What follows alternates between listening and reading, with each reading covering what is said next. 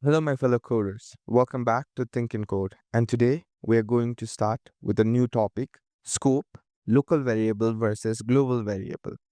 In the last video, we understood about parameters, arguments, and return values. And today we are going to understand where variables live and how long they last. Now, to understand in the most basic sense, what is a scope? Scope is the region where of your code where a variable exists and can be accessed.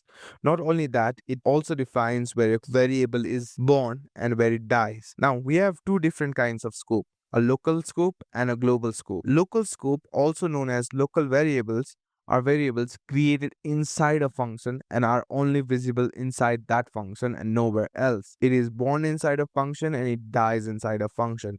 Whereas global scope or global variables are created outside all functions and are visible everywhere in the program. Now, why this matters? Scope keeps variables safe and prevents accidental change from other parts of our code. Let's look at an example of local variable. And to show you how this works, I'm going to go back to my code editor. Okay, let's look at this. Let's define a function, say hello. Now, if we write a message here, and message should be hello world, and we print a message here and we say def, say goodbye, and message goodbye, and print the message here. And now let's look at first, let's call both the functions. Now as you can see, we can have goodbye or hello world message printed here, but if we try to print message itself, we might get an error. As you can see, name error, name message is not defined because message dies right here when the code is over. When the function is over, the message variable dies right there. Now, what other benefits we have about this is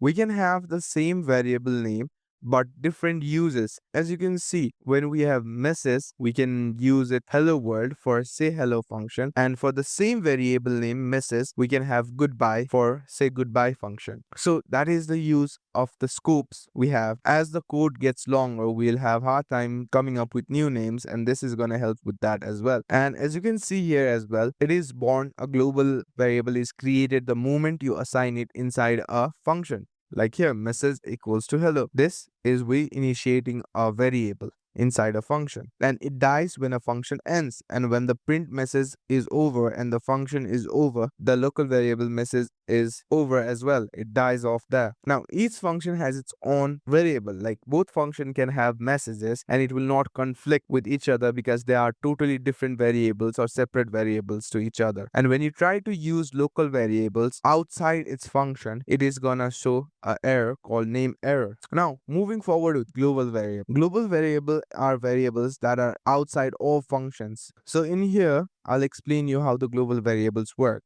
For example, we write a message equals to hello, and then we define it saying say hello.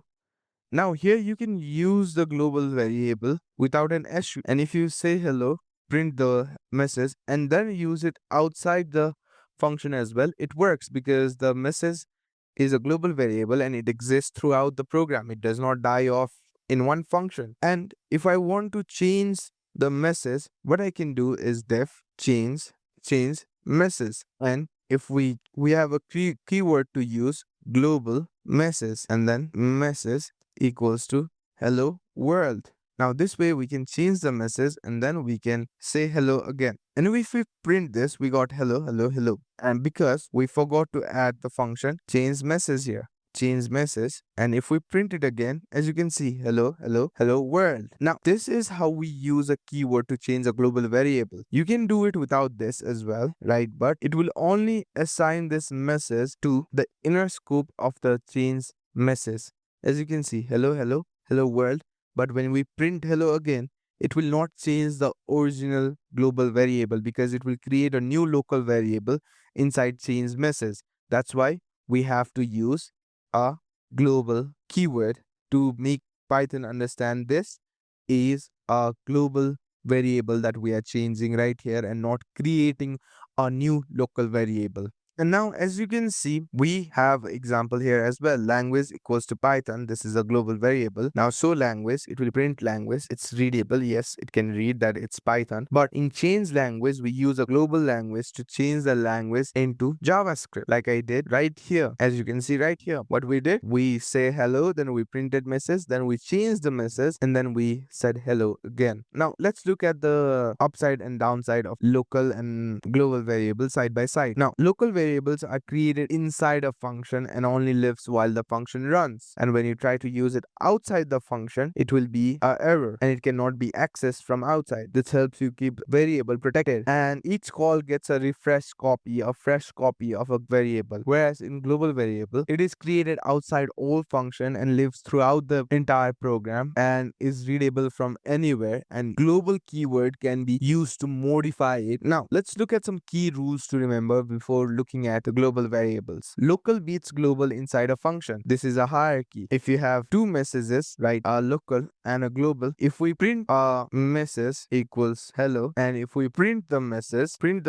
as you can see, we have a local and a global variable. And for the local, we are going to write hello world so we can see the change. Let's delete everything else and let's see hello world. That's why the local variable will always be on the priority rather than the global variable. Now, next is global keyword lets you modify globals or global variables. As we saw here, when we wanted to change the message, the global message or global variable, we had to write global and variable name, and then only could we change the message to a global variable. Now, we should never use globals too much because globals are sure convenient but make code harder to debug and test, and it's rather best if we prefer to use parameters and return values rather than using global variables. And LEGB rule, Python lookup order, it's a Python lookup order. So Python searches for local, enclosing, global, and built-in, and this is an order it finds a variable. So that's why we always prefer local over global variables. And here are some quick practice questions that you can do. You can predict the output or spot the bug, and I'll be linking this in the description or in the pinned comments so you can go check it out. All my notes and my practice questions will be on the Google Drive I have linked below. Now, that is it for today, but let's do a quick summary on what we learned today. We defined and recognized what local variables are. We defined and used global variables, and we learned how to use global keyword to modify our globals, and we understood the rule of LEGB lookup order in Python. And in the next video, we are going to make a calculator app, and I hope you're going to enjoy it. So please do subscribe and comment if you want anything changed. Don't forget to like, and I'll see you in the next one. Happy coding, keep coding.